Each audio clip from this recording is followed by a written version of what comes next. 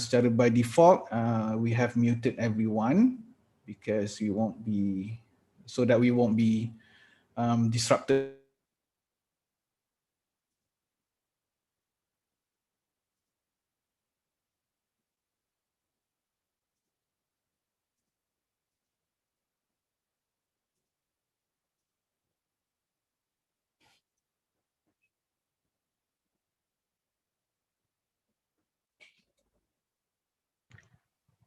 Dr. Salah kena unmute. Ya, automatic. Saya di mute dah tadi, baru beritahu orang suruh tak mute. Okay, a bit of housekeeping ya. Please mute your microphone when you're not speaking because this is to reduce any background noise. And please write in the chat box and let us know if you can't see or hear something. And you can post your questions, comments or feedback in the chat box if you wish. And we will relay those to the speaker.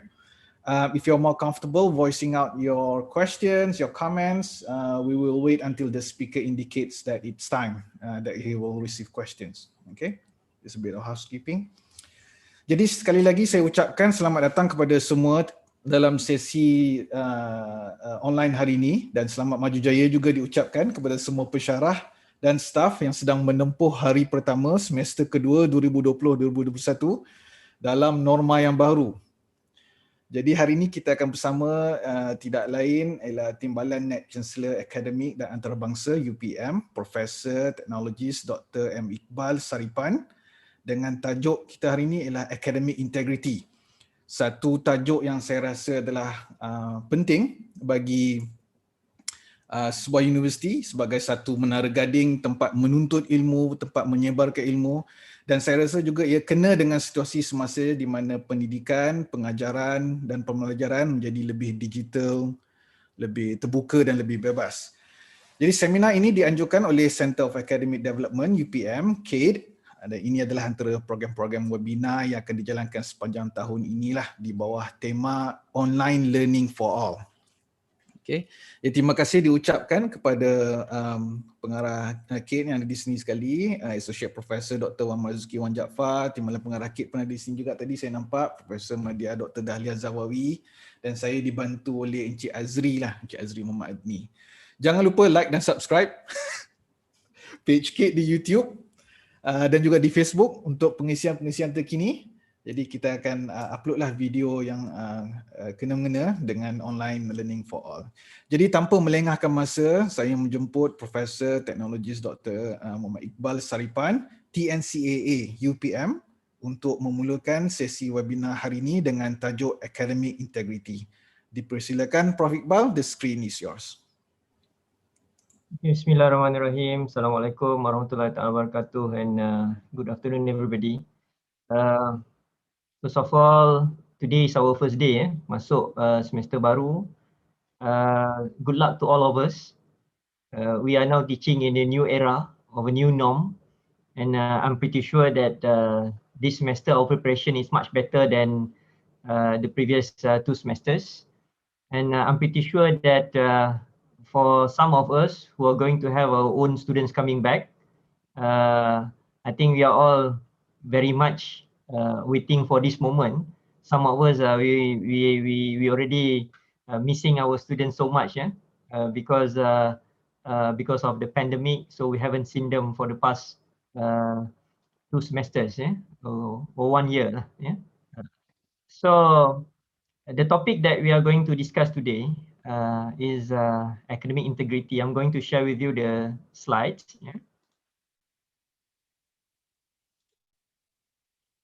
Okay, semua nampak ya slide ya? Okay. Boleh. So the topic is about academic integrity, and I think this is a very interesting topic. Thank you very much, CADe, for organizing our CPD courses. And one of the topics that have been highlighted by CADe as part of the CPD in order to develop and build holistic lecturers, and I think probably one of the most important ones is academic integrity. So I see that people are still coming.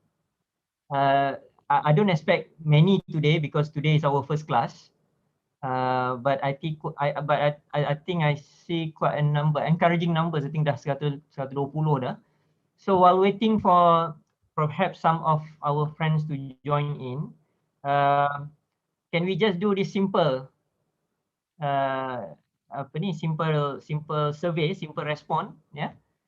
Using menti.com, I'm pretty sure sekarang ni semua dah expert dah ni ya, guna Padlet, Padlet, Menti, and etc.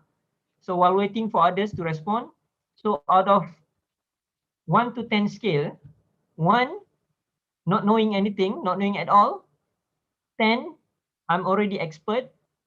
So how much do you think you know about academic integrity? You can either use that QR code and it will go straight to the to menti.com, or you can go to menti.com and use the provided code 76482902.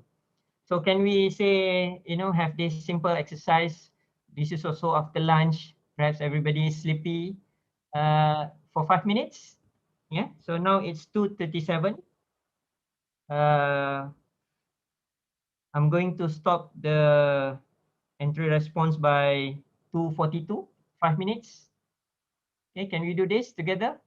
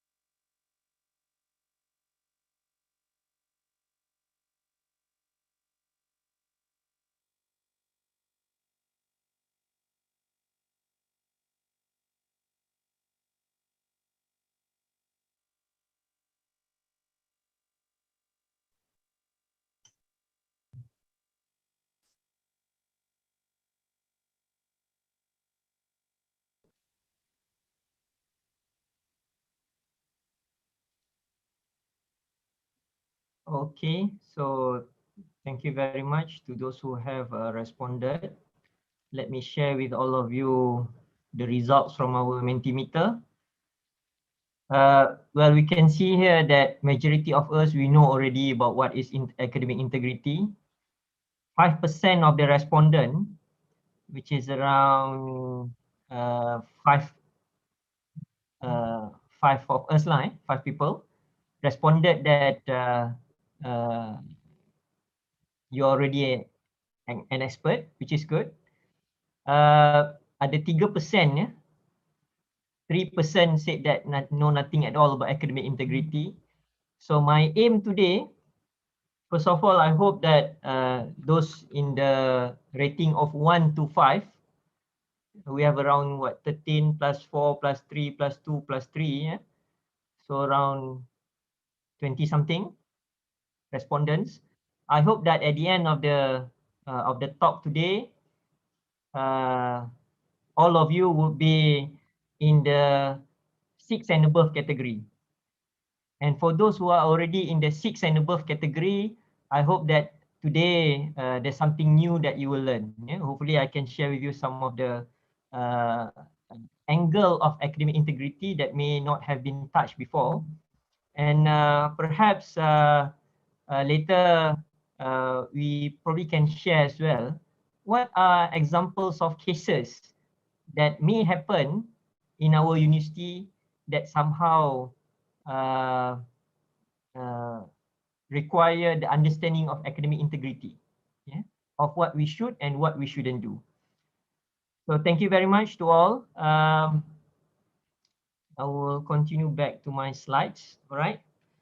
So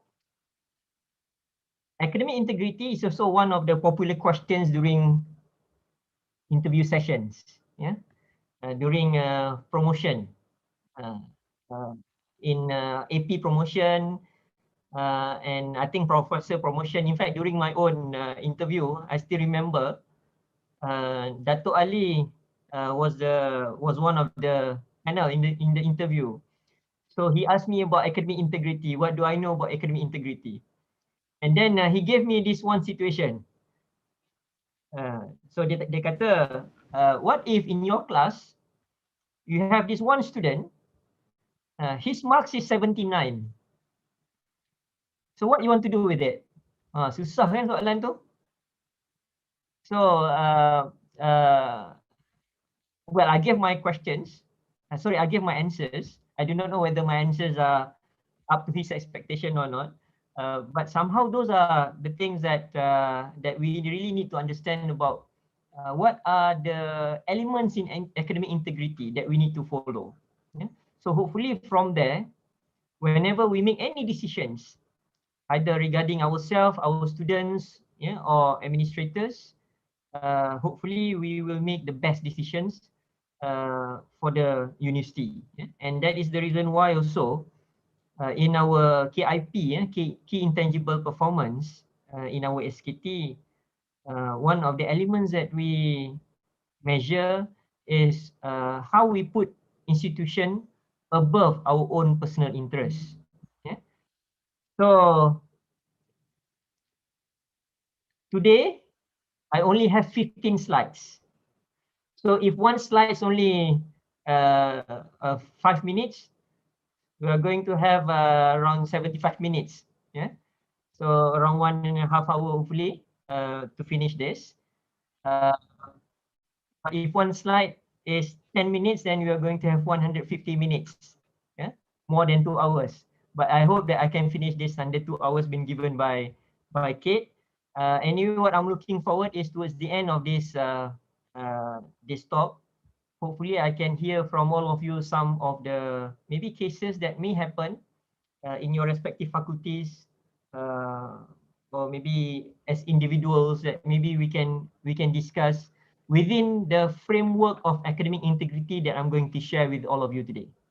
Okay, so first of all, academic integrity is not something new. Yeah, and well, I'm glad to see that majority of our UPM staff just now in our survey, you declared that you know some parts of it. Yeah. And in the context of academic integrity, well, you can see how important it is because we have a consortium, like International Center for Academic Integrity. This consortium is based in United States. Yeah, and well, you can Google the details, and they have like annual conferences on academic integrity. Yeah, so you see, the organizer would be International Center for Academic Integrity, and therefore, if you plan to submit your paper to that conference being organized by Center of Academic Integrity, you must make sure that you don't copy and paste your paper, okay? Because this is the Center for Academic Integrity. Yeah, I'm sure the first thing they'll do is they'll check for similarity index. Yeah, so the point I'm trying to emphasize here is that academic integrity is something that is the area that is expanding, and that's the reason why we need a center. Yeah, if the area is stagnant, if the area is something that is stationary, doesn't move, we do not need new research on that matter. Yeah. Another example is even in the Emirates, UAE, they even have one national level center for academic integrity. Yeah. And in some of the universities, I'm just giving you one example from Boston University. They even have research center. Yeah, they call that as International Center for Academic Integrity. So if you Google, you can see that if we talk about university as an entity, we cannot run away from putting academic integrity as one of the pillars in our daily operation. Yeah, you can go to any universities. Maybe they will not use, directly the words academic integrity. Maybe they use the words like, moral, ethics, and etc. But the element of academic integrity is integrated in any institution, yeah, especially when you talk about universities. So and hence, I hope that in this university, we also take academic integrity as one of the pillars, important pillars in our daily operation of the university. Yeah? So the framework that I'm going to share with all of you today is actually the framework from International Center for Academic Integrity. And this framework is the latest framework in the 3rd edition that they've had, which, if I'm not mistaken, they just published it either last year or early this year. So this is the framework that hopefully we can use that as the base when we want to develop the nature of academic integrity in the university. So what is academic integrity? These two examples are the definitions given by two universities. Yeah, one from Monash, and Monash said that academic integrity is the moral code of academia. It involves using, generating, and communicating information in an ethical, honest, and responsible manner. Yeah. So in other words, when you talk about academia world, this is our code of conduct. Yeah. One of the, when you talk about code of conduct, meaning that this is one of the compulsory things that we need to fulfill if we want to declare ourselves as an academic. Nottingham says that academic integrity means honesty in your studies, acknowledging the work of others, and giving credits where you have used other people's ideas as part of presenting your arguments. Yeah. So these two are definitions that university has already, respective universities has already come out in their websites. Yeah. But if you ask me, what is academic integrity? So my simple answer would be, anything that your heart feels wrong, that is the element whereby the academic integrity is being questioned. Yeah. So kalau kita rasa apa yang kita nak buat tu ada elemen yang betul ke boleh buat ni, can I actually do this? Yeah. Then this is where the concept of or the question of academic integrity comes into picture. Yeah. This is where whenever we feel like, can we do this? Then let's go into the 6 pillars of academic integrity, which I'm going to share with all of you after this, whether it fits into those definitions of that 6 pillars of academic integrity. Yeah. So it goes back to our rationale, yeah, to our awareness, and to what we feels about it. Yeah. Kalau kita rasa sebagai contohnya, for example, well, number one, before, I think all of the participants today are local participants, right? Okay. So for example, I just want to check that in case that sometimes I may use bahasa Melayu, chip in here and there. But anyway, let's take one example. If you have been given to sign something, and on that paper we are actually signing that on behalf of a company that is owned by our friends. So before we putting our signature on it, if there are some questions, or if we feel that something wrong with it, then we should go back, and try to look into these 6 pillars or attributes of academic integrity, whether that fits in academic integrity or not. If it's not fit into the 6 elements of academic integrity, then we'll probably in the situation whereby we are going to compromise the integrity in our daily operation or management. So academic integrity is brings very positive vibes if we are following it. On the other hand, if we don't follow academic integrity, that may jeopardize the operations, the respect, the reputation, the image, and etc. of a university.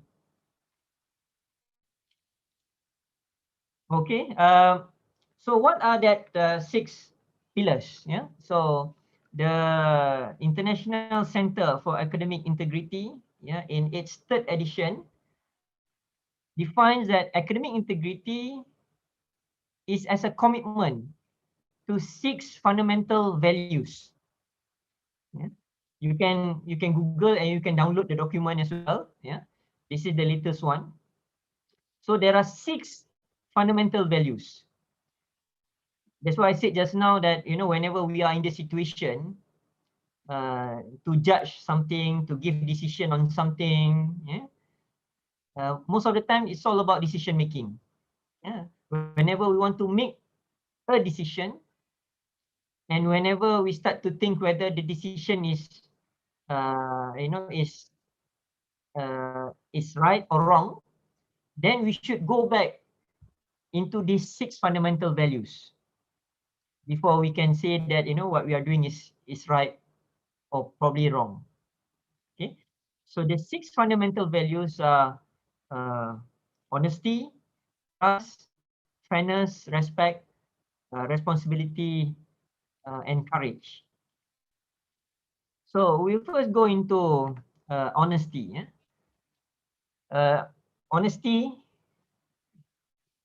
the definition is the quality of being honest, free from fraud and deception, legitimate and truthful. Yeah. So how we want to demonstrate honesty? Number one, honesty is being demonstrated through being truthful. Yeah, sentiasa bercakap benar. So if we found someone that has been consistently lying to us, so that person has no honesty. Similarly, if we talk about at organization level, if we deal with a company, with an entity, and the entity keep lying to us, then one fundamental value in academic integrity has already gone.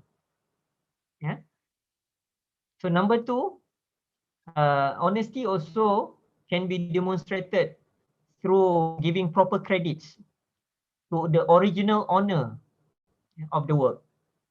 Like for example, if we say that we are taking this paragraph, we are taking this idea from somewhere, we should give credit to the original author. Yeah, I think in our research practices, we always have done this.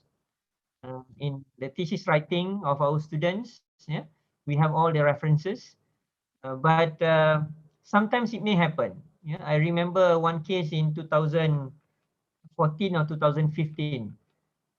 We have one PhD student submitted his thesis, attended Viva, but what happened that time, for some reason, the external assessor, and during that time, the external assessor, we can still appointed that from local universities.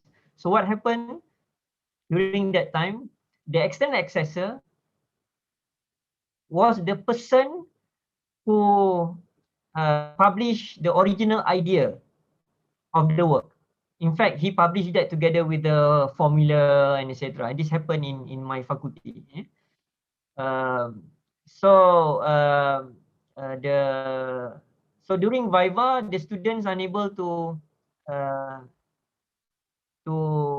deliberate and answer questions related to the formula, and eventually the external examiner showed the original paper, and it came out that actually the student copied the original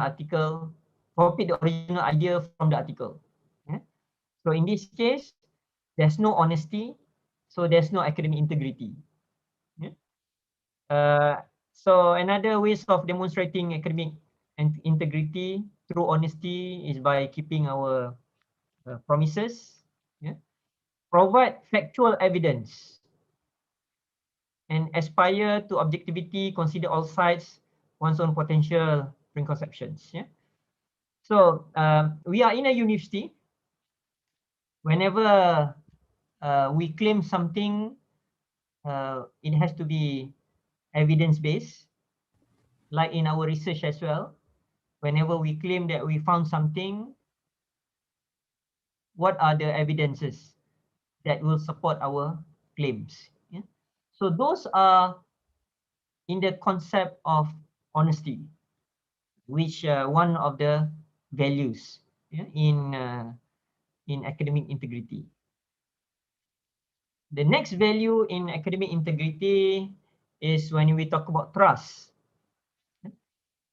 So trust is the assurance, yeah, the assured reliance on the character, ability, strength, or truth on someone or something. So meaning that when we say that we trust somebody, whatever the person said or whatever the person do, we can trust on him, we can believe him. Yeah. So there will be less intention for us to double check or triple check on whatever that they do. Yeah? So this is what we mean by trust. So how that we can demonstrate trust? We can demonstrate trust through by clearly stating the expectation, yeah, and follow through.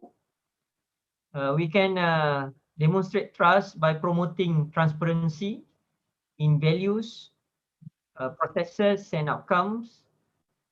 We can start to trust and empower others.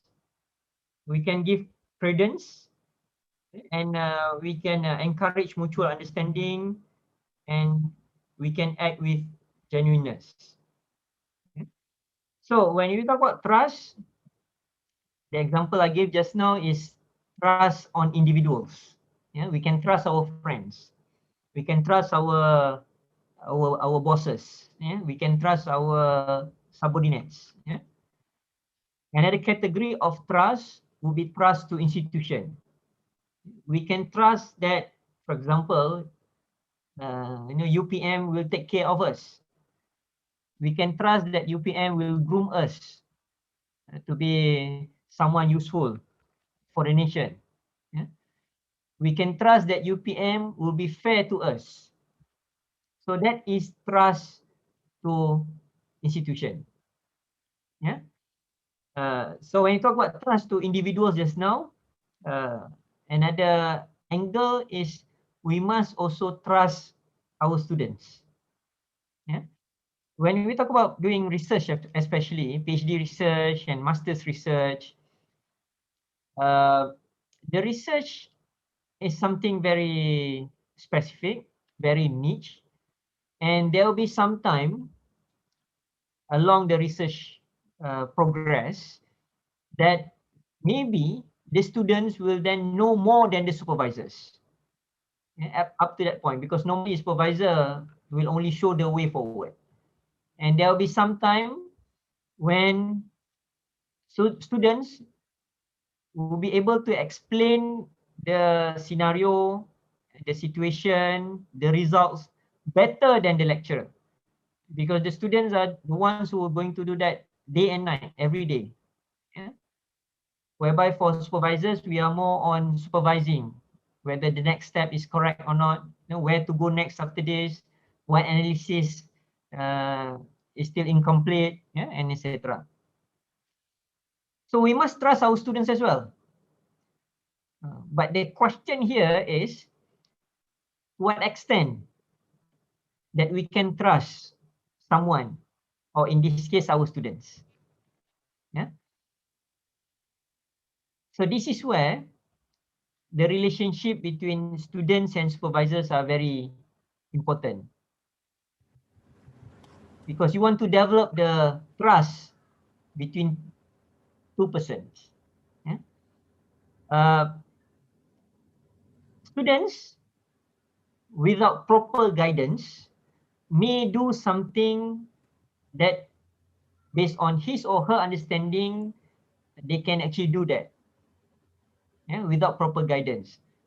But actually, if we talk in terms of integrity or academic integrity, that is probably not correct. Like, for example,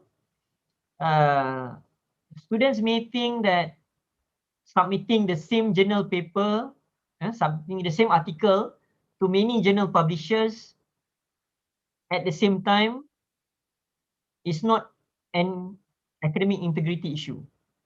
Why? Because for them, their objective is to ensure that they'll be able to publish 2 journal papers before they can graduate if they are doing PhD. So for them, the objective is to ensure that they'll be able to fulfill the requirement for graduation. Yeah. But the big question here is this right? Can they actually do this? Yeah. So that's why I mentioned just now that the relationship between supervisors and students are very important, so that the supervisors can give proper guidance to the students to ensure that they don't cross the border. So this is where also that we really need to ensure that our supervisors are doing our job properly. Yeah? And if I may relate this, and this is also why that we have also put limitation into number of maximum students that can be supervised by individuals, yeah, by one lecturer. Yeah. So we have that number, maximum number, because we want our supervisors to give their best in providing proper guidance, yeah, supervision to our students. Okay. Next, the third values in academic integrity as laid out by Center of Academic Integrity is fairness. Yeah. So fairness is the quality of state of being fair, especially fair or impartial treatment, lack of favoritism towards one side or another. Yeah.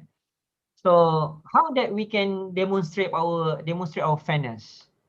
Number one, when you have rules and policies, you need to be consistent on it. Yeah. It cannot be that, because you are my friend, so no worries, I can I can help you, and you do not need to use this policy or these rules. No. Yeah. It's because we are in academic entity, and I always say this to to the management, to the deans, and to the directors, that when we are holding posts, we are actually holding a responsibility on behalf of other people. Yeah. So meaning that, I'm TNCA, this TNCA is not, it's not my prerogative. Yeah? It's not mine. I'm just holding this post on behalf of other people, and in this case on behalf of UPM.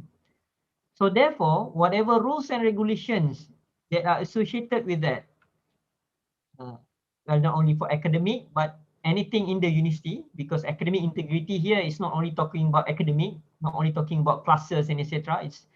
It encompasses broader angle, broader aspects of it, like research and etc. So we must be fair and we must be consistent. If we put that rules to one person, another should also follows. Yeah. Dr. Salah, you have anything to say? Yeah, we have a couple of questions from the participants. Are you Okay. going to take it now or later? Okay, let me finish on fairness, and then All right. I'll see the chat. Yeah. Okay, sure. Right. So rules and regulation has to be consistent. Yeah? And UPM also, we have been certified with ISO 9001 management, yeah, and ISMS, yeah, and previously we had EMS as well. So meaning that we have everything. Most of the normal operation, the routine processes that we have in the university, we have SOPs. Yeah. So we cannot say that, say in the context of promotion, because I know somebody, okay, then you do not need to, go through all the processes. You can straight away to interview. Yeah. You do not need to go for the external assessor. Yeah. Cannot. Yeah. This university, even though that we are currently in it, but this university is an amanah, a responsibility, from people. So we are just taking care on behalf of them. Next, engage with others equitably. Yeah? Keep open mind, be objective, and take responsibility for our own actions. Yeah? So one of the tips that I always use when I talk about fairness, and I also shared this with my fellow management and deans and head of departments, in some of the occasions that we had before.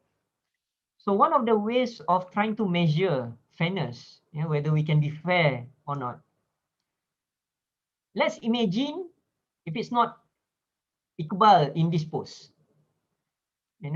Say that we have somebody else. On my screen here, we have Dr. Mustafa Kecil, from physics. I do not know why, but your name is on the right side of my screen. Yeah, so not punching back, Dr. Mustafa. Don't worry. Yeah. So let's say that not Iqbal here on this post as TNCA, but Dr. Mustafa is TNCA. Take one step back and think whether he will be taking the same action as what I'll be taking or not. Yeah. So similar, for the deans, think about, let's say that I'm not the dean, and let's say somebody else now become the dean. Will he or she taking the same decision that I'll be taking or not? Yeah. So that is one of the ways of measuring whether we have done fairness or not. Yeah. I think fairness is, is quite cliche. I think the word itself we've been talking about is adil, kan? Adil, saksama, has to be fair, etc. But actually, frankly speaking, when it comes to words, it sounds easy, but when it comes to action, sometimes it is very, very difficult. Yeah, I've seen quite a lot of examples throughout my time here that somehow fairness is not being defined as fair. I'm sure maybe all of you already seen a cartoon, whereby fairness is not, putting everybody on the same playing field, but put individuals into its deserved location. So somebody may require a bit of height, yeah, meaning a jump start as compared to others. Yeah. So fairness doesn't necessarily means that we are going to give the same amount to others. And I think this the same concept also we do when we distributed our KPIs to faculties. And the original idea during our former VC Arwah Radin, when we started with flexible KPI, is also talking about fairness. Because someone may be good in publishing papers, they can publish 10 papers per year without any problems. But someone, because of the area and the nature of the area itself, may be struggling to even produce one paper per year. But he or she may be able to contribute in different angles. And like maybe the engagement with the community, engagement with the society, or in terms of patents, copyrights, and etc. This is where being fair is important. Being fair is not by giving the same amount to everybody. Being fair is by looking into the strength and weaknesses and try to improve the weaknesses while at the same time trying to amplify the strength. Okay, so okay, I'll stop here and let's see the chat. All right. There are a couple of questions here, short ones and long ones. I guess we can start with the short ones first. Question from Dr. Manraj Singh Chima from the Medic Faculty. Prof, what is the difference between academic integrity versus research ethics? Okay, thank you, Dr. Manraj. Research ethics consists of research, the conduct of doing research, whereby academic integrity is all businesses in the academia world. So here we're talking about research as one of the elements in academic integrity. So in other words, normally when we define research ethics, we'll have a very specific guides, like you cannot copy from your friend, when you cannot fabricate your results, and etc. So normally when you talk about research ethics is more on the details one. But rather when you talk about academic integrity, that's the umbrella that covers the whole business and practices in the academic world. So research is one of the element in academic integrity. Okay, so next. Okay, next one is a pretty short one too. From Dr. Baharia Khalid. What to do if supervisor wants to fail a student because the student is more popular and able to explain better? Which one has the academic integrity problem? I will explain this later because towards the end of my slides, I'll have some cases lah that perhaps we can okay. we can That's great. also discuss. So this one I will explain later. Okay. Okay, So the next. other one is from Prof. Jayum Jawan. It's a two-part question, I think. Let me just read the question from the chat box. Many journal articles nowadays are co-authored by several individuals, sometimes by up to 5 or more co-authors. How do these articles weigh for the individual co-authors? I've seen many CVs where there's hardly any single authorship other than his or her thesis. I've heard the argument he or she used my lab to do this experiment, therefore the name should appear as co-author. How does this issue and question of integrity weigh on this issue? Okay, that's the first part. I guess let's try to address that one first. Thank you, Prof. Jayum. First of all, I've seen different practices between social science, maybe social science, arts and humanities versus science, technical engineering, and medicine, health sciences, whereby practices in social sciences normally having single author or two authors are very common. Yeah, whereby if I compare that with areas in science, technical, engineering, medicine, health sciences, actually most of the papers being published having at least, I think, 3 or more co-authors. Yeah. So why that happened? Maybe in the area of science, technical engineering, the contribution, the research contribution to the papers require many technical angles. Yeah, maybe someone from mathematics, maybe someone from the programming side, and someone giving inputs in terms of the medical conditions and etc. Yeah, so that's the reason why in the area of science, technical engineering, yeah, we have seen that having papers with 3 and more co-authors is something quite normal. However, in the situation put up by Prof. Jayum, whereby if someone insisted that he or she wants to be in as one of the co-authors, and the only contribution is by allowing the person or the student to use the lab, in my opinion, this is not correct. Yeah? So there's a question on the academic integrity here. What is the real research contribution, that the person has already contributed to the paper? Yeah? So of course, I'm giving this answer in general. Yeah? But to me, if there is no research contribution to the paper, then he or she should not be listed as one of the co-authors. If in the case of just giving out access or just giving the access to the lab, at the first place, the lab does not belong to us. It belongs to the university. So again, we are just be made responsible, maybe through the appointment of the lab coordinator, or we have we have the equipments, yeah. But bear in mind that even the equipment, we don't buy that from our pocket money. At the first place, we probably have bought that through research grants, whereby the money comes from the university or the ministry. Yeah?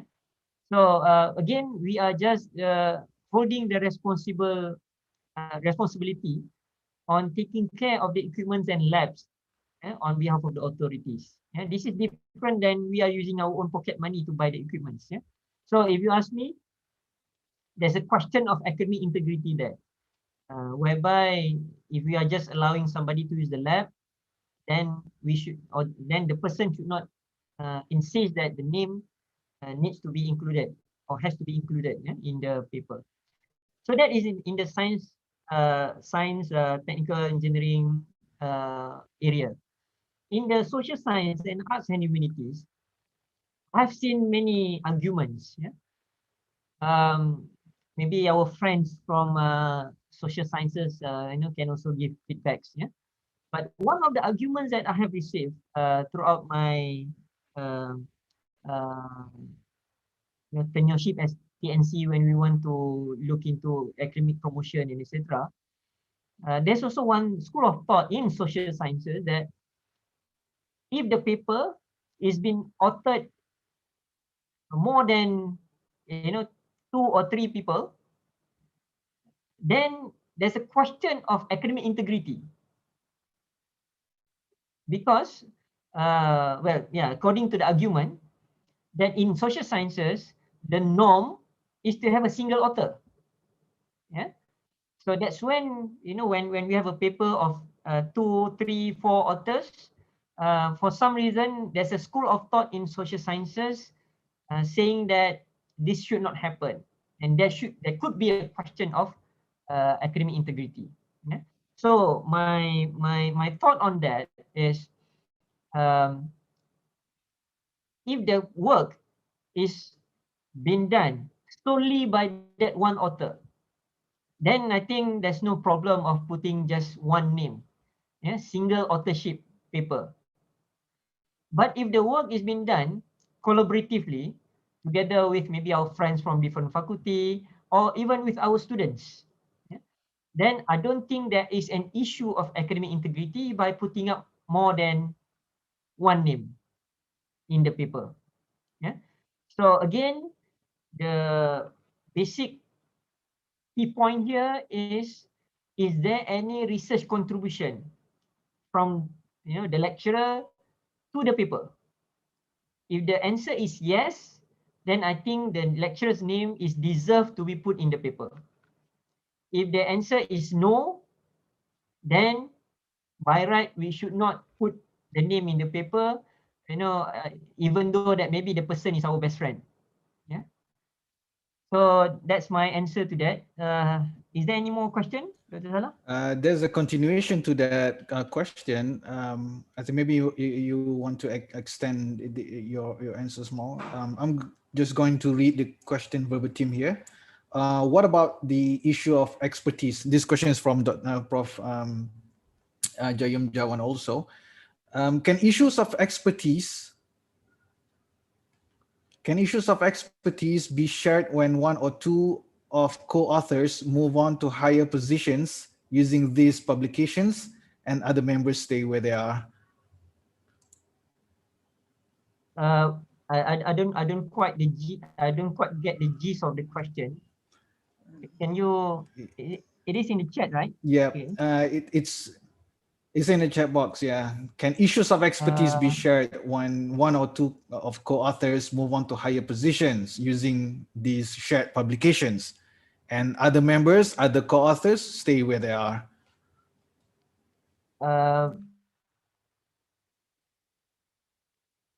So in other words, maybe this is in the situation whereby one use that shared paper to move up the rank, been promoted, and others not been promoted. Yeah. So I think if I'm right in understanding the question, I think this is where that in the latest promotion criteria that we have came out in 2018, we have spelled out that half of the papers have to be belong to the applicant, who wants to be promoted as senior authors. So when we talk about senior author, there are general definition of senior author. Like for example, number one, the senior author could be the main author. The main author, normally when we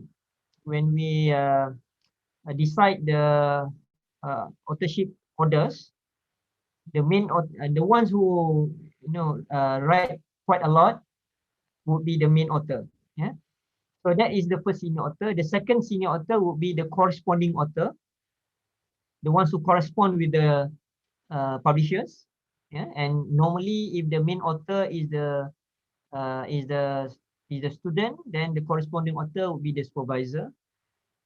Number three, in some cases, because PhD is all about training process, and it is also quite common that we train our students to do the submission process, and therefore the main author and the corresponding author could be the same person, our student, yeah, and we can claim as senior author if we are the main supervisor of the student.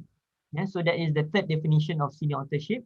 And the fourth definition of the senior authorship is if we have collaborative works with our friends from other universities, and our name is the only name from UPM, then we consider that as a senior author as well. If there are multiple authors from UPM in the collaborative works with other universities, we are going to look at the first name mentioned, and maybe number 2 or number 3. Yeah, number 1 maybe other universities, number 1 UKM, number 2 UPM, number 3 UPM. So we will take number 2. So we hope that by imposing this new criteria of promotion, we can overcome the issues of riding on other people's work in order to get promoted.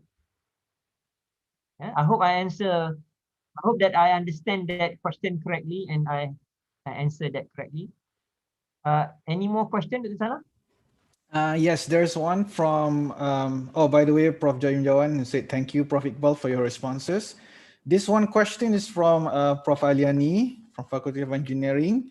Dear Prof, most times when we speak about academic integrity, publications and research ethics will be emphasized. Can you enlighten us on academic integrity for undergraduate teaching and learning, as this has always been overlooked? For example, lecturers ask postgraduate students to deliver lectures, prepare exam questions, mark exam questions. What about this one? Thank you, Prof. Aliani. I think this one I will also reserve that towards the end of my my talk, because I have some examples which encompass of research and teaching. Yeah. So maybe we can look into these examples later as well. Okay. Any more? That will be all for now. So Right. maybe you can Okay, take the thank you. questions. So I'll go back to my slides.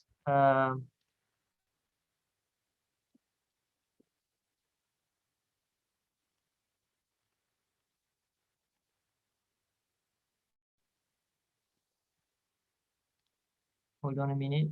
Let me share again. Right. Okay. So can you see my slides? Yes. That's salah, okay? Okay, boleh. All right. Next, the values in academic integrity is respect.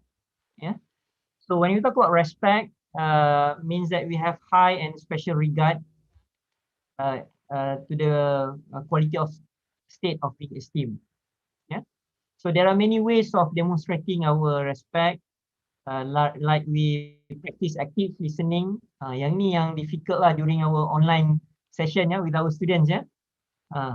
Sometimes our students the pictures are all there. We see their pictures, but actually those are static pictures. Yeah? There are many ways of manipulating pictures now. So we don't know whether they are active listeners or they are sleeping listeners. Yeah? And then one of other ways of demonstrating respect is also by receiving feedback. Yeah. So I think the management, yeah, we have been quite open. Yeah. Well, of course, my first top management experience is with Datin Aini, yeah, as our vice chancellor, and I can assure you that throughout my experience since the beginning of my tenureship as the NCA, I've seen that top management has been very open about receiving feedbacks. Yeah. Because if we look feedbacks constructively, positively, then we can actually use that to improve our processes, yeah, as part of our continual quality improvements. And I think as a university as well, if we want to go further, we must be able to open all channels for giving out response, comments, and maybe even complaints. Yeah. Well, complaints is allowable, but please ensure that it is within the context of constructive complaints. You complain in order, for example, to improve the process, not to complain because you don't like other people and etc. Okay. And then another ways of demonstrating respect is by accepting other people's thoughts, ideas. So maybe sometimes other people's idea then are actually better than our ideas. So let's just take a pause and see and evaluate the ideas. Next is to show empathy. Yeah, I think this is sometimes quite difficult in the academic integrity, because when you talk about academic integrity, we have our borders, but sometimes when we have empathy, are we now are we now in the position of crossing the border because of empathy? Yeah, but we can actually show empathy in the context of demonstrating respect to others. So how to show that? Like, for example, we have our own criteria for promotion. We have a friend, or our subordinates applied for promotion, but unfortunately because of certain reasons, he or she unable to be promoted. So how by showing empathy can demonstrate respects? Is by showing our empathy, either our subordinates or our friends, that we understand the situation. He or she must be feeling very sad, disappointed, unable to be promoted. But let's work together. If it's the issue of research, maybe the issue of not having enough journal papers, enough Q1, Q2. So we show empathy in the context of assisting. Yeah. So we are not showing empathy in the context of, okay, don't worry lah, I'll meet the minister, and after this you can surely got promoted lah. Yeah. So not in that respect, and not in that angle. Yeah. Because this is academic integrity. Yeah. So we have a border, and we don't want to cross that academic integrity border. Yeah. So we can show empathy by understanding the situation, showing respect to our friend, and by trying to assist him or her. Yeah? So that's why I said that showing empathy is somehow can be quite difficult. Yeah? We seek open communication. Yeah? We affirm others and accept differences. And sometimes this also happen in the management. Yeah? The dean may have differences in terms of opinions with the head of departments. Yeah, but we want to ensure that at least we have opened the communication. The head of departments will be still able to tell what's wrong, what's right about the ideas. Yeah, and eventually we can agree to disagree. Yeah, if we cannot get everybody to agree. And last is to recognize the consequences of our words and actions on others. Yeah. So in other words, whenever that we want to make decision, we need to think about what would be the consequences of this decision to other people, to our students, to our fellow lecturers, to our bosses. Okay. Next is the responsibility. Okay, by definition, responsibility is the quality of state of being responsible, moral, legal, or mental accountability, reliability, and trustworthiness. Yeah.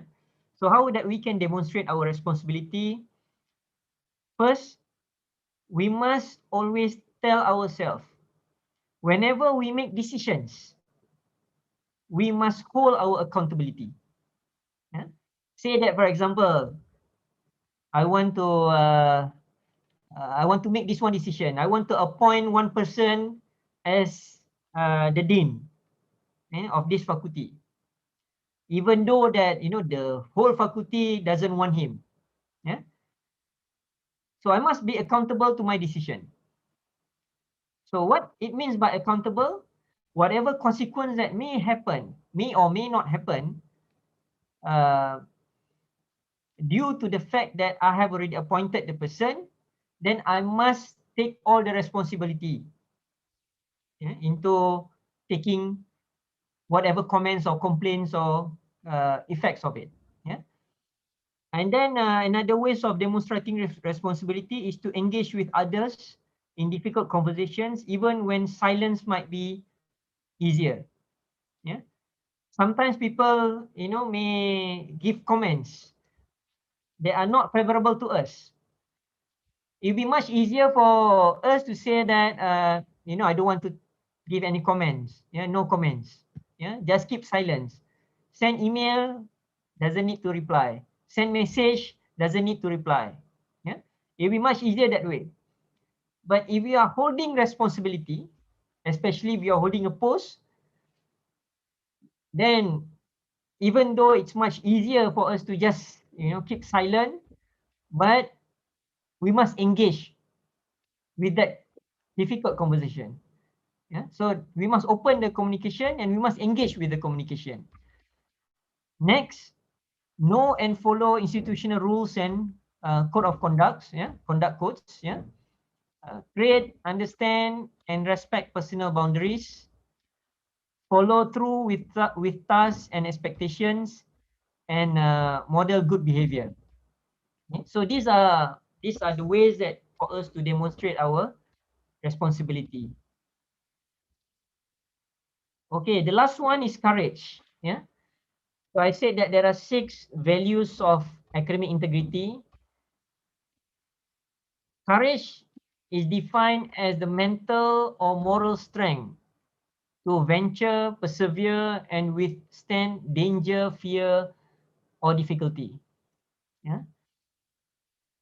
In other words, it takes courage in order for us to keep our integrity, academic integrity. Yeah. We must be brave when others may not. Yeah. Everybody may say that it's easier if you don't follow this procedure. Yeah, but we have a written procedure. It's easier not to follow the procedure. Yeah. So you must be willing to be brave and show your courage to follow what is within the border of academic integrity. Yeah. So in this case, sometimes majority is not always right. Yeah. So you must be brave to be different. If you see something wrong, you must be brave to say, no, I don't want to follow. Yeah. Take a stand to address a wrongdoing and support others in doing the same. So in this case, meaning that whenever we see something wrong, we must have a stand, we must have a principle. And if we see something wrong in the university, we must be brave to tell that we should not do this. Yeah. Or if we see other people doing it, we should be brave to tell you should not do this. And at the same time, we must also support others that are doing the same, trying to keep the academic integrity intact. Endure discomfort for something you believe in. Yeah. In other words, of course, if you are not with the majority, then if you are in the minority, but if you believe that you are keeping the academic integrity intact, and because of that, you have you have experienced maybe some issues, yeah, endure discomfort, yeah. So you must try to be brave and try to show your courage to still be in the academic integrity group or community. Yeah, don't turn the academic integrity down because you want to follow the majority. You must follow what's right, yeah, rather than you follow the majority. Yeah. Be undaunted in defending integrity, yeah, and be willing to take risks and risk failure. So those are the 6 values, yeah, or pillars in academic integrity. So who's involved when we talk about academic integrity? All 3 communities in the universities are involved. Yeah. First, we talk about students. Okay. Of course, we learn a lot about, or we've heard a lot about students plagiarize other people's work. Yeah. Students, making false complaints. Yeah. Just to share with you that currently I'm handling a complaint by one student who have made 21 complaints. Yeah. One student, and he has made 21 complaints about the university. Yeah. And the reason is simple, because the student got C plus in I think in 2 of the courses last semester. Yeah. No, not last semester, semester before that. Yeah. That was in September 2020. So he got 2 courses C plus. So he has made an appeal, but the appeal was rejected, and etc. And after that, he made 21 complaints, not to UPM, but to the Ministry of Higher Education. So these 21 complaints, of course, 2 of them are about, one of them is about the grades.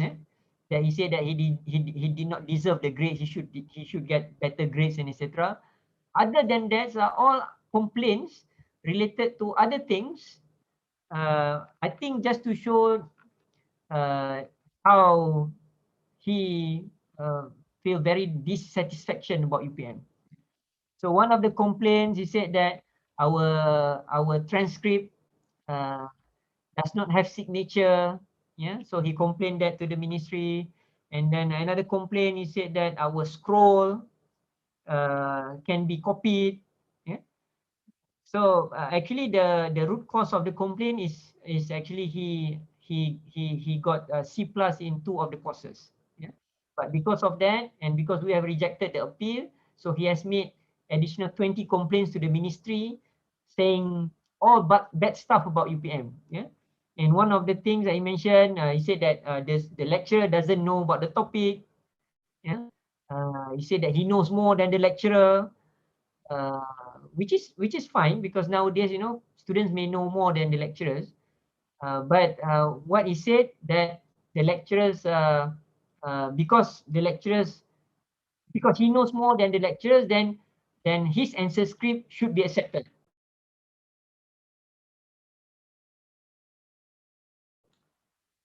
Okay, alright. Dengar tadi kena mute tadi. Alright.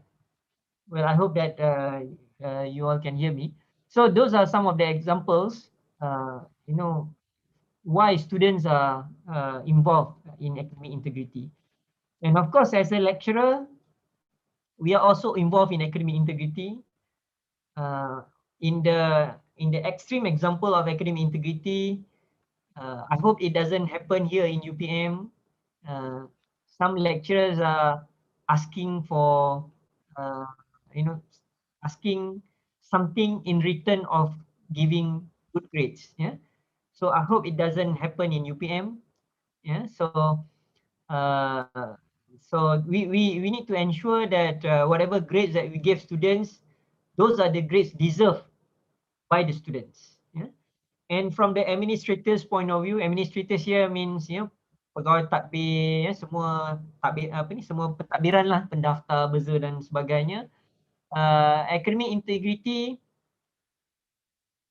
is also within their concern as well, because for example, in terms of the size of the classes, yeah, they cannot simply like open big class without discussing with the lecturer, or administrators key in marks, yeah, and then giving better grades to students. Yeah. So these are all in the university people who involved in academic integrity. So in other words, it encompasses everybody and it encompasses all aspects that we have in the university, not only in research. Okay, next, how to create this culture of academic integrity in the university. Just now we learned there are 6 values of academic integrity. Maybe some of them we have already run that, able to inculcate that in our faculty, but some of them may sound new to us. Now, how to ensure that academic integrity is integrated in our institution? Number one, we need to clearly and regularly articulate how a culture of academic integrity supports achieving the institution's mission and vision. So in other words, we need to we need to go back to our mission and vision. We need to know that that's our true north. Our mission and vision of the university. The vision of the university of UPM is to become University of International Repute. So that's our true north for the university. So now, how academic integrity can support moving towards university with international repute?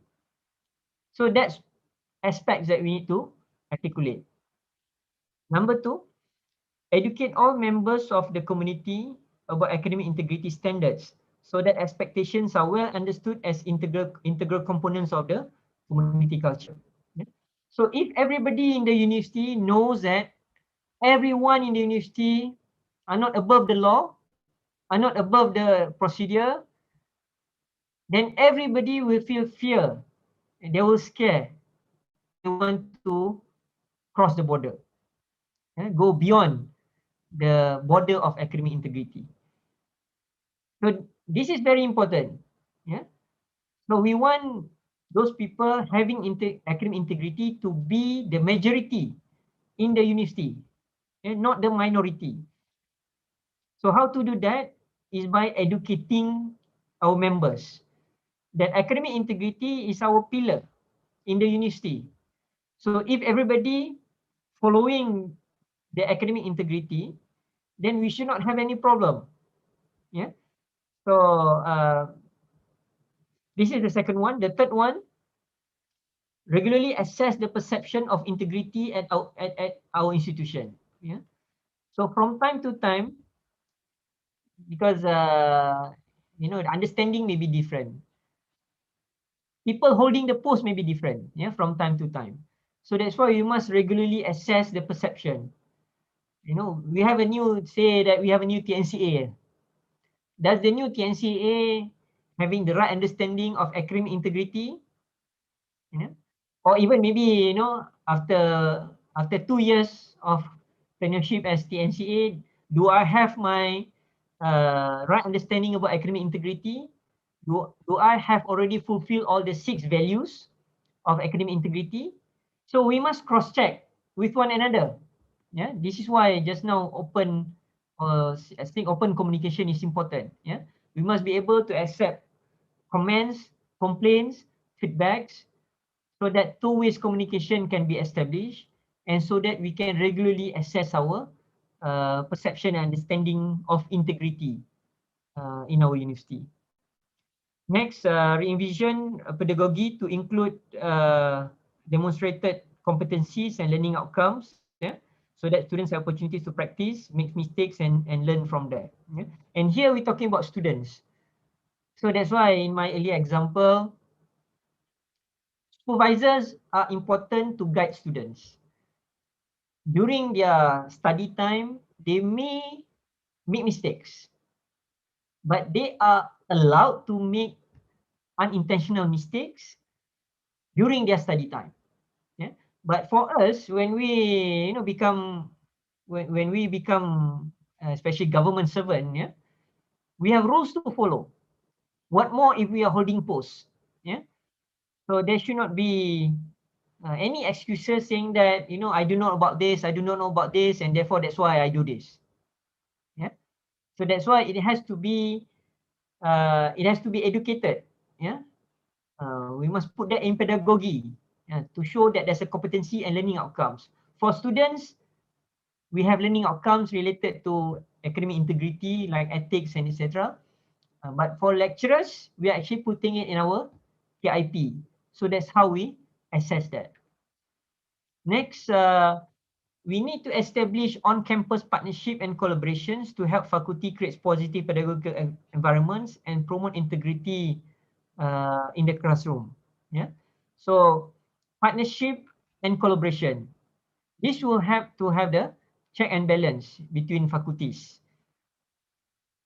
And then develop and publicize clear, fair academic integrity policies, procedures, and statements that can be effectively understood, procedurally sound, and consistently implemented.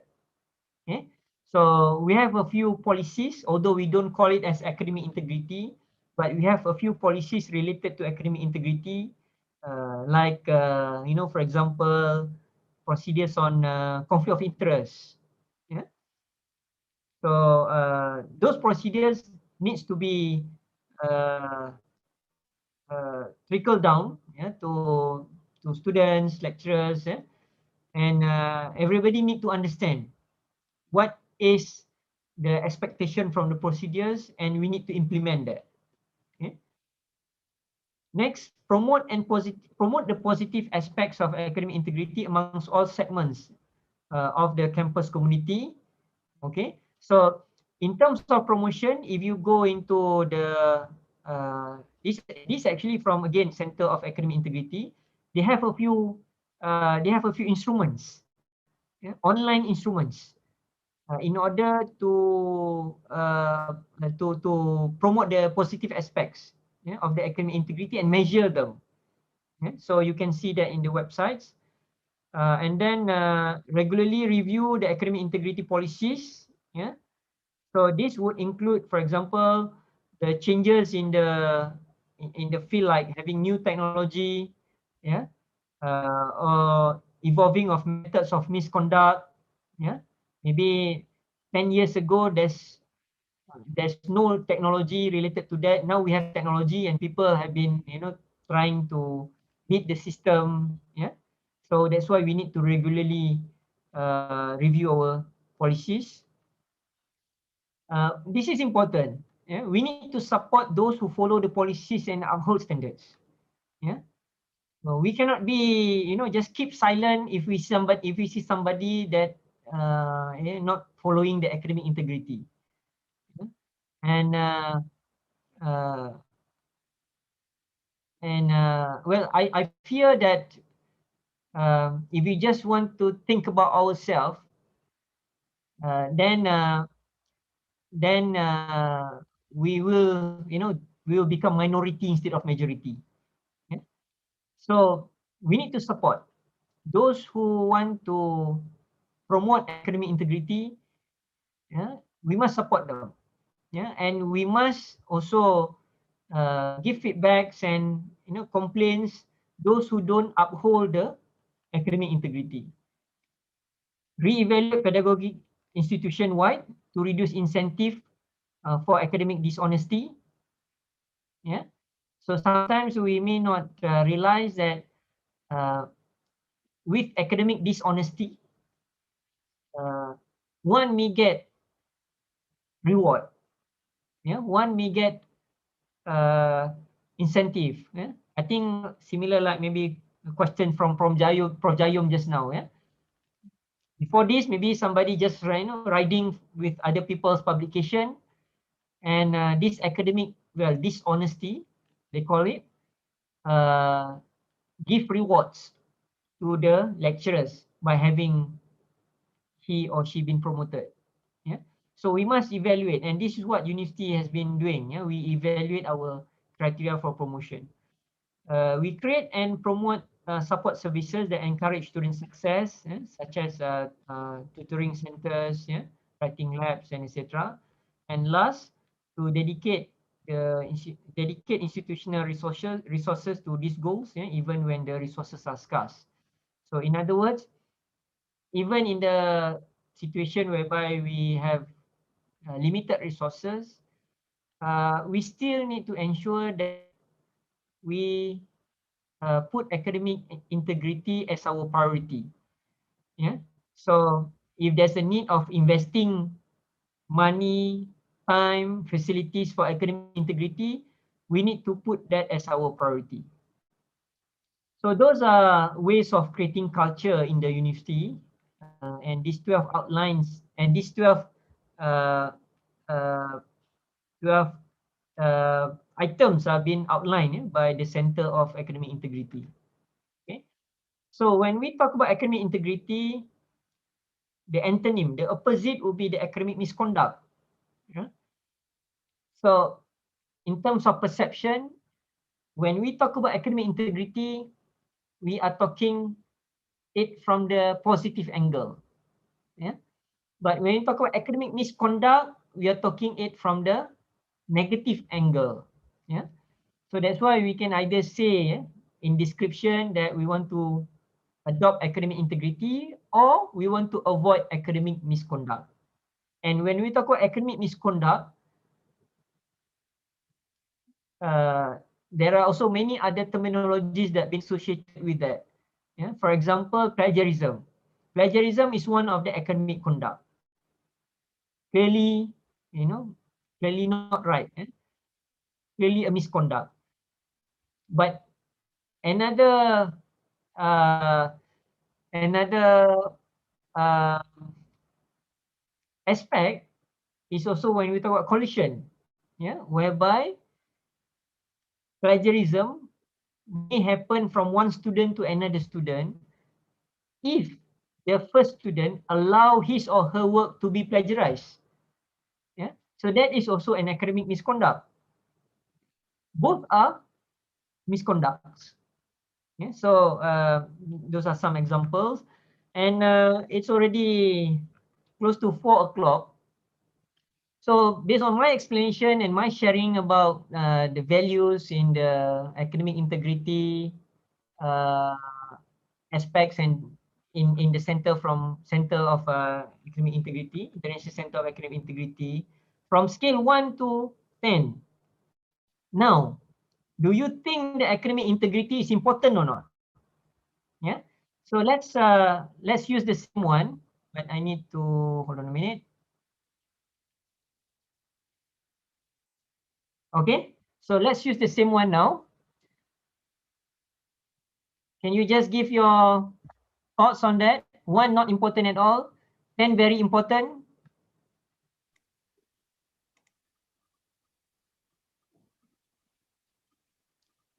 Okay, this is just to ensure that everybody are actually as active listeners. Yeah.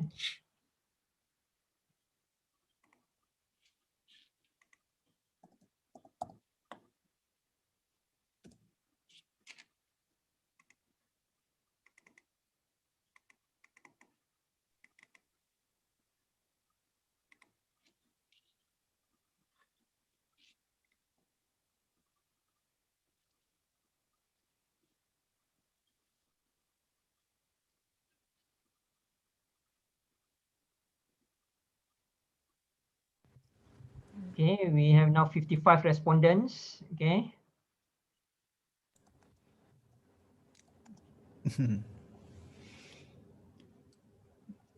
We also have a question in the chat box, Prof. Okay, maybe after this. Okay.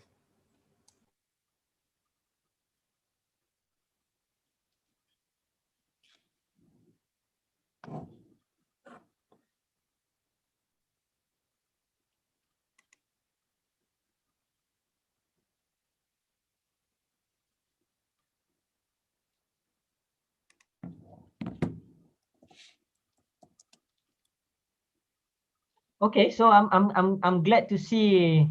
First of all, nobody picked 1 to 5. That's good. Yeah. Well, we have 7 to 10, and majority are 10. So in other words, all participants in total of 207, maybe excluding myself, 206. Today, well, the big majority of us, we realize that academic integrity is very, very, very important. Yeah?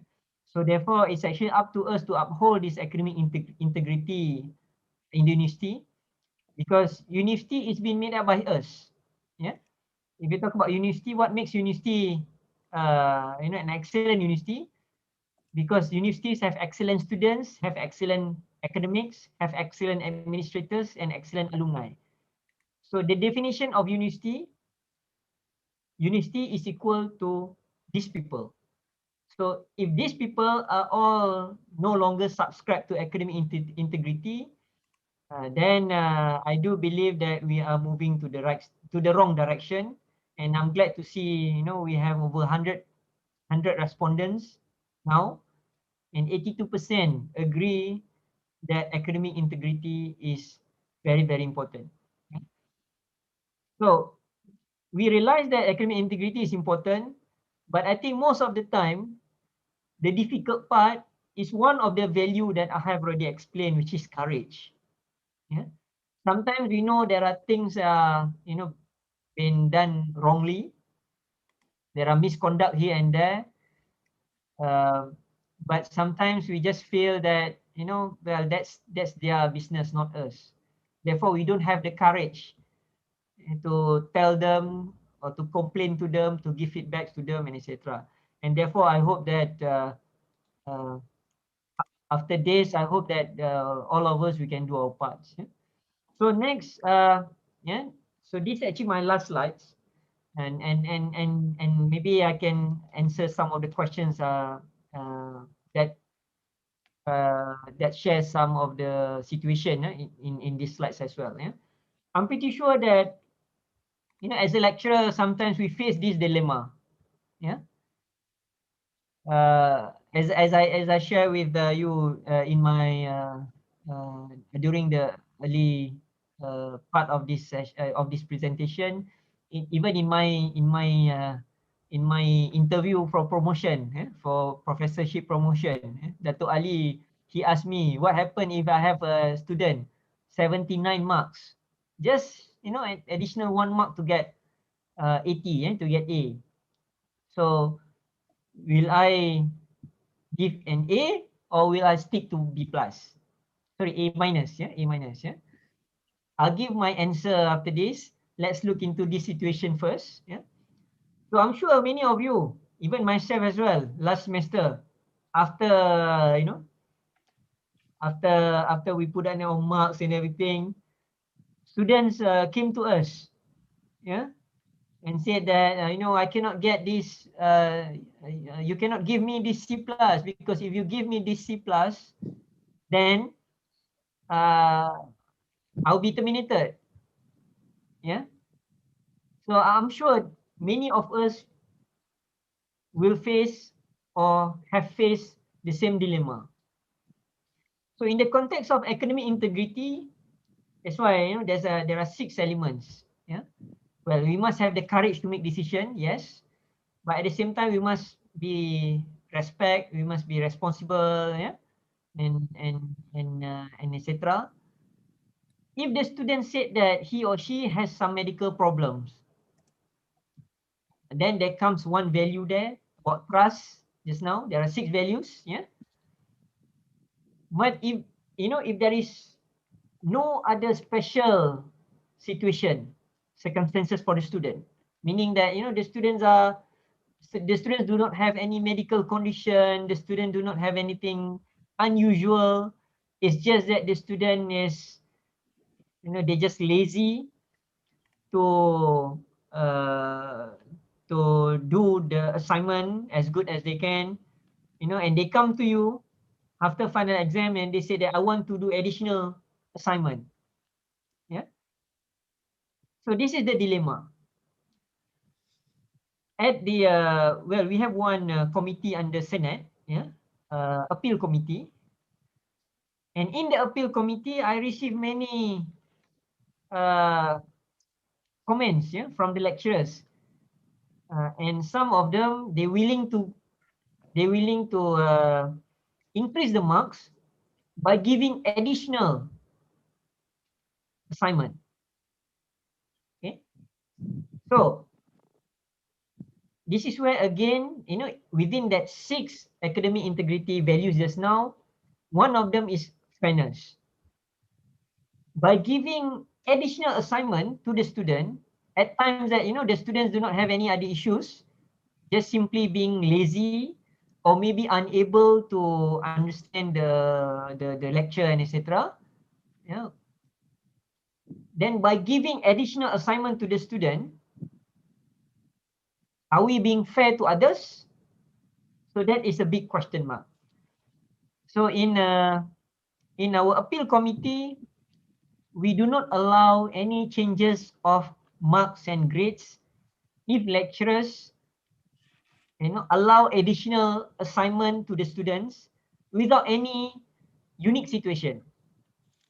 Unless, for example, during that particular assignment, the students maybe, I do not know, had accidents or things like that require special consideration to be given, then we will consider that under special consideration. But if it's under normal situation, normal circumstances, just by giving additional assignment in order to give the students better grades, that is not within the 6 academic integrity values that I mentioned just now. Talk about fairness. Because if we give the students additional assignment just to get extra marks, what happened to other students that first, maybe the students do not have chance to meet us.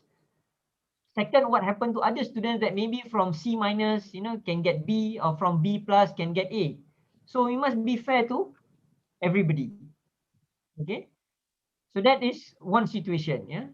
And I think maybe this is for lecturer, since the beginning of my time as a lecturer, I think this is a very common one. Yeah. Students come to us after test, after test 1, after assignment. Sometimes during the assignment, they just do it, just to ensure that they submit it. Main-main aja, ya. But after they got marks and compare that with other friends, then they figure out that we meant business. Because normally we have rubrics, right? Next, what happened if the student submitted the same paper to multiple publishers? Yeah. So are we, this is another issue of academic integrity. Yeah, because if 3 papers have been submitted to 3 journal publishers and 3 of them accepted, meaning that now you need, as a lecturer or maybe as a student also, they need to withdraw 2 papers from the publishers. Yeah, another 2 from the publishers. Yeah. Submitted 3, all 3 accepted. So you can only publish in 1 journal. So 2 of them needs to be withdrawn. So what happened to the time taken by the reviewers to read your journal paper? So you are not respecting others. It goes to the value respect just now. Yeah, you are not respecting other people's time. Yeah, because you are, too much selfish, just thinking about you need to have papers to be published. Yeah. What about another situation? What about allowing students to attend classes without registering or paying? This is very common. Yes. Every semester I receive appeal from lecturers saying that the students have already attended the classes but did not pay, meaning the status changed to drop. Yeah. And still the lecturers allow the students to sit for final exam and eventually got marks. Okay. So you have empathy, yes. But are you following the procedure? What about the academic integrity rules and procedures that we're talking about? Yeah. Because we are using universities' resources. And therefore, universities' resources, we have rules and procedures. Students have to register, students have to pay in the first 7th week and etc. Only then we allow students to come to the final exam. Yeah. So we have all the procedures. So in this case, well, again, under unique situation, that requires special consideration, yeah, medical and etc. Yeah. But I'm talking here under normal situation. Yeah. So are we being fair to the university?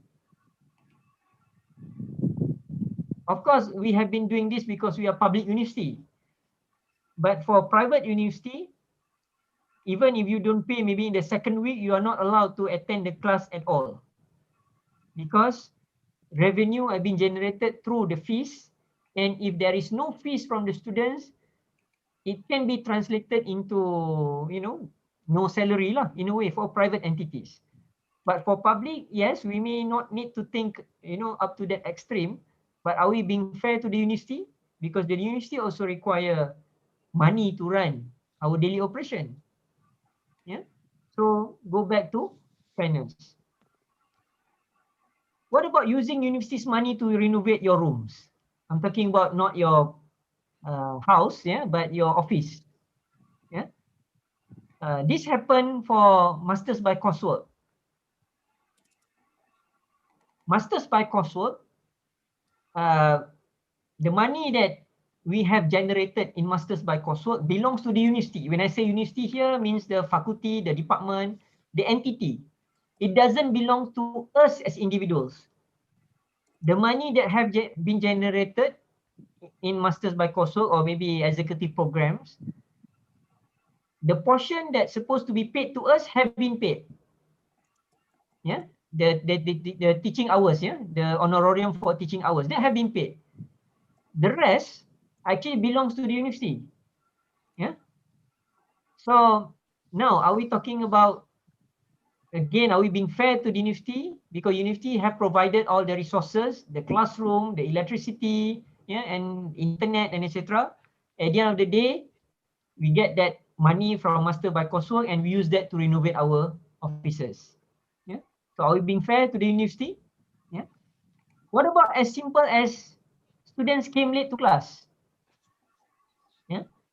I heard that some lecturers are being very strict.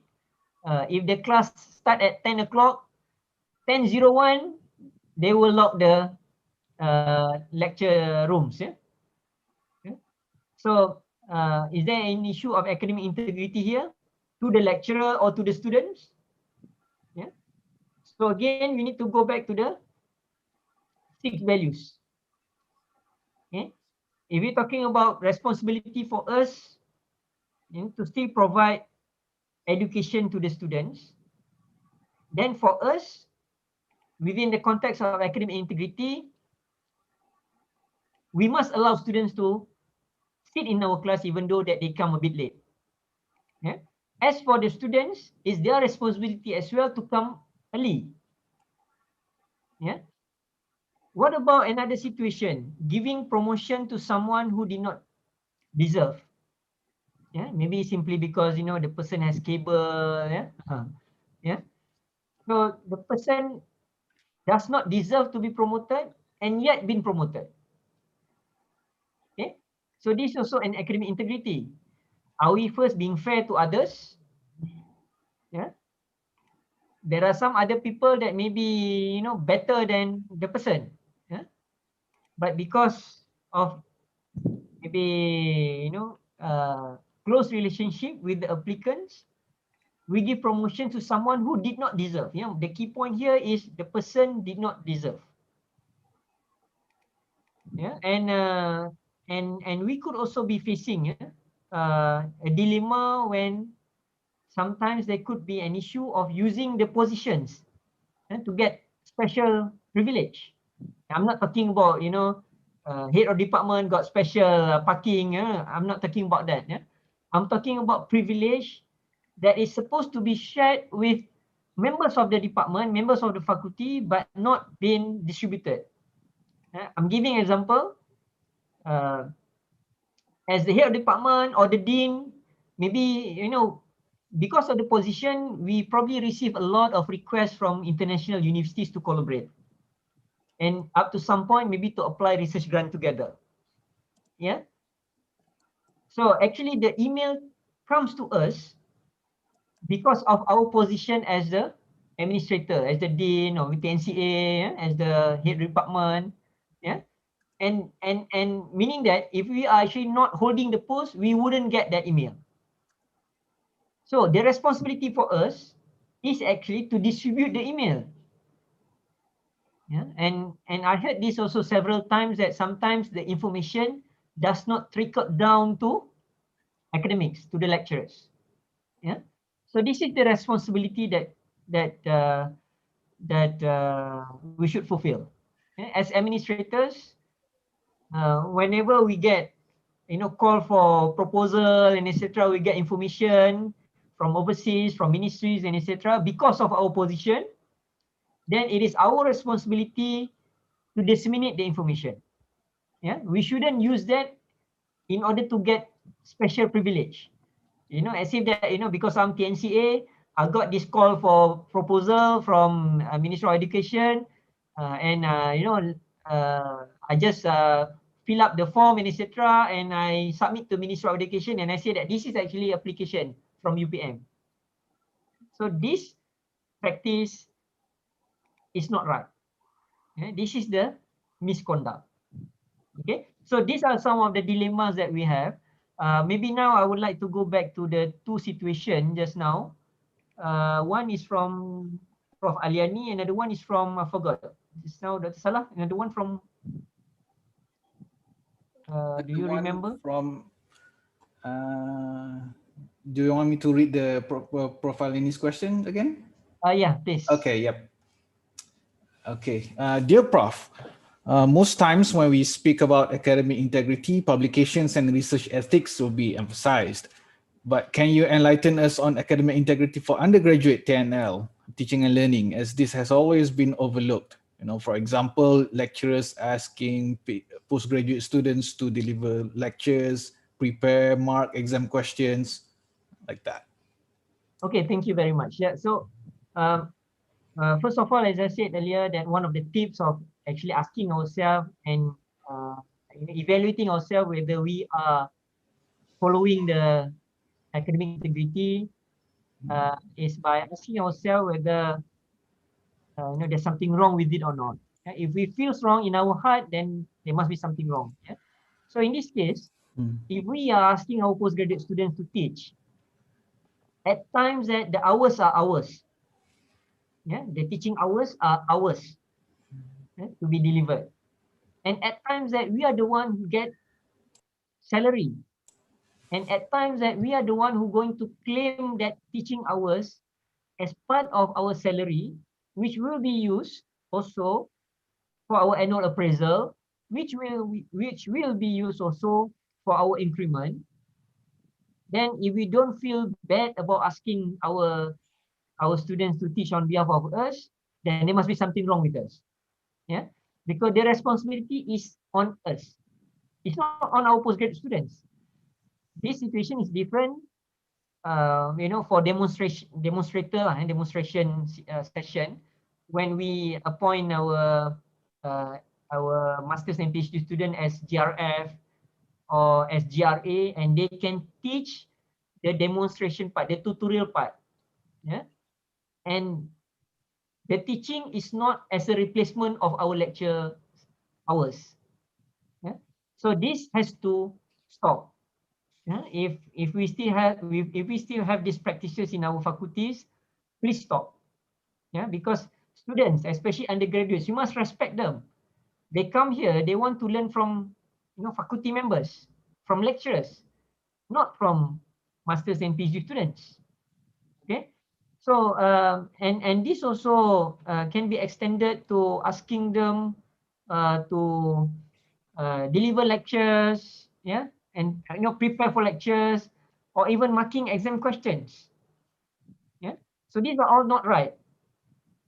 Yeah, because whatever it is, we are the one who accountable to the grades given to the students. Yeah, if the students deserve A minus, he or she should be getting A minus instead of A. But if our postgraduate students give them A, meaning we are not being fair. So if this is happen or currently happening in the faculties, please stop. Yeah, remember back what are our responsibilities as a lecturer. Yeah, and for Muslims, we know that we're not only talking in academic integrity in the context of the university, but in the context of answering in the hereafter as well. Okay. All right. Next. Okay. Yeah, this is more of a situation from Dr. Pike C. Chia. Dearest Prof, I was involved in the recent internal review of FRGS proposals. After submitted the comments to the grant applicants, I was being approached by colleagues asking whether I was one of the panel review. I'm not sure what is the intention of the colleagues in doing so, but I feel that it is not right. What's your advice if you're in this situation, telling your colleagues that you are the one that is lying or not? Well, if I'm in that situation, I will just say that the information, supposed to be confidential. Mm-hmm. So, well, not lying, not saying yes or no, but just say in general that the information about the reviewers are all supposed to be confidential. Mm-hmm. So, because if you say yes, then you're probably going to engage further conversation. If you say no, means you are lying. Then if say for example the person knows from RMC that you are the one who evaluated, then it wouldn't stop there as well. Mm-hmm. So if I'm in that situation, I'm just going to tell that the information are all confidential. That's it. Mm-hmm. Yeah. Okay. All right. There's another question from our YouTube viewers. Dear Prof, what would be the best thing? What would be the best thing to do if you seen your colleague doing academic misconduct? Sorry, come again. What would be the best thing to do if you have seen your colleague do academic misconduct? Okay, I think that really, first of all, we need to determine to what scale of academic misconduct. It could be small, it could be something that we can just talk over tea or coffee or something, or it could be very big. As big as sometimes I've heard people fabricated evidence, things like that. Yeah, academic misconduct. Yeah. So if you're talking about small scale of academic misconduct, then I think you can just approach the person Yeah. in a friendly manner, as I said, over coffee or over tea. Yeah. But if you're talking about big scale means it could involve with university's money. Yeah. Some misconduct about maybe for example using company and then eventually company send channel back the money, and I'm just giving a scenario. If the scale is big,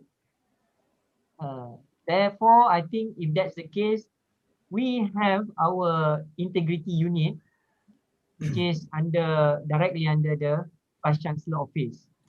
Yeah, and you can make your complaint directly to them. If we're talking about big scale, yeah, some big scale means maybe university will it involve the reputation of the university.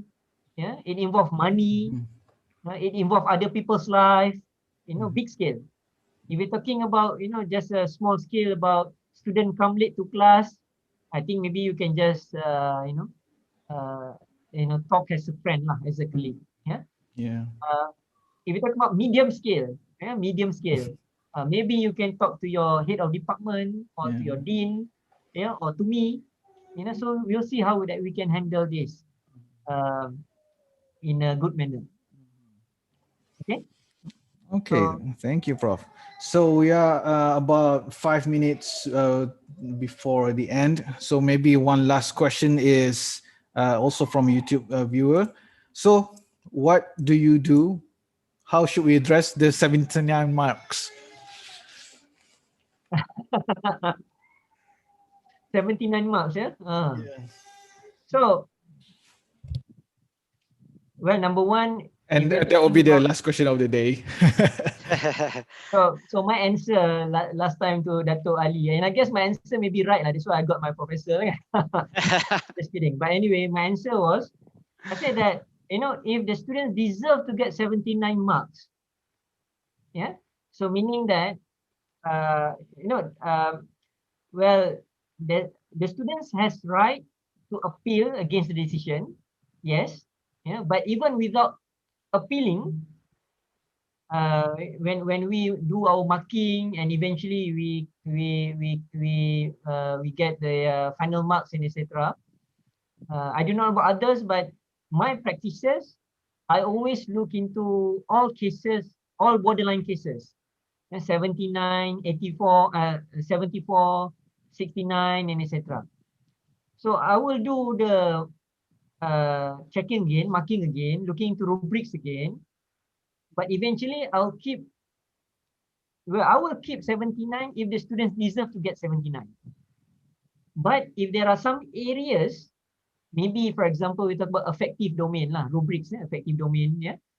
Because some areas that may have a bit of subjective evaluation, and if we are not 100% sure that we are able to give, the correct number in our rubrics scale, then if the students showing that they deserve to be or to get another 1 marks, then I will give that 1 mark.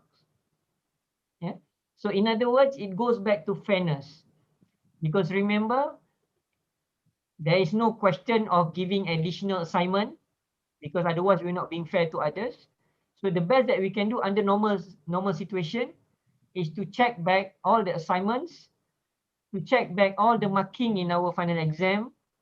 And if we have marked that, and we are being consistent with other students as well, and eventually the student will stay as 79, then we need to maintain as 79. Because otherwise, if we just want to give that student A instead of A minus, simply because we feel empathy, then we have already crossed our academic integrity. And because the academic integrity is all about looking into the procedures. It's okay for us to re-look back into our rubrics, our answer scheme, and etc. But it is not okay to just simply giving marks because of sympathy. Yeah. So that was my answer last time. Yeah. Otherwise, might as well we just say that 79 is already A instead of 80. Yeah. So the key point here, the big keywords here is being fair. So that's why I said that if the students deserve to be getting A minus at 79, I will stick to 79. Okay, so that was my answer last time. It was quite, it was quite by the book, but at least we give the students right to appeal, and for us, we will spend time to relook back to our marking scheme of our assignments and exams. So I guess that's it, yeah, Dr. Salah. Okay, yes. So my final slides would be, I really hope that let's promote. Yeah, I really hope that we take academic integrity as our fundamental pillar in UPM. So let's promote this academic integrity in our university. Let's follow what has been prescribed. Let's use this as the positive vibe throughout our campus to send the right signal, to tell people that ethics, integrity, moral, and etc. is the key pillar in the university. And we need people with such attributes. So with that, thank you all for attending the session today. And I hope that there's 1 or 2 things that all of us can learn today. Thank you very much all. All right. Over back to you, Dr. Salah. Thank you very much to our speaker, Professor Iqbal, the TNCAA of University Putra Malaysia. And that marks the end of our session today. And we would like to also thank CADe for organizing this online session today. And also, most importantly, we would like to thank you to all participants today. Hopefully the content of our session today, the information, the knowledge that's been given to us by Professor Iqbal today will benefit us in the future. And with that, I would like, before we end and give this back to our host, from CADe. I would like to thank you all again and have a good one. All right, back to you, CADe. How do you want to end this? Okay, thank you, everyone. Thank you for joining us.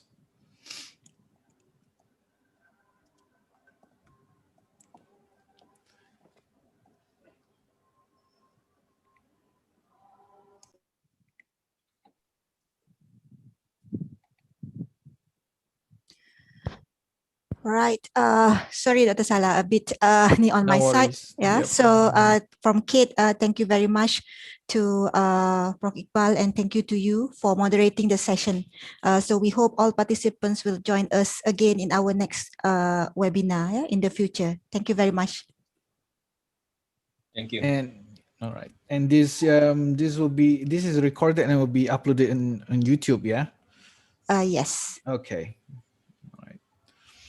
Okay, thank you very much, everyone. Thank you, Prof. Thank you, Dr. Dahlia. Thank you, Okay, Dr. thank you. Salah. Assalamualaikum warahmatullahi Waalaikumsalam wabarakatuh. warahmatullahi. Waalaikumsalam. Thank you, Prof. Thank you, Prof. Thank you, Prof.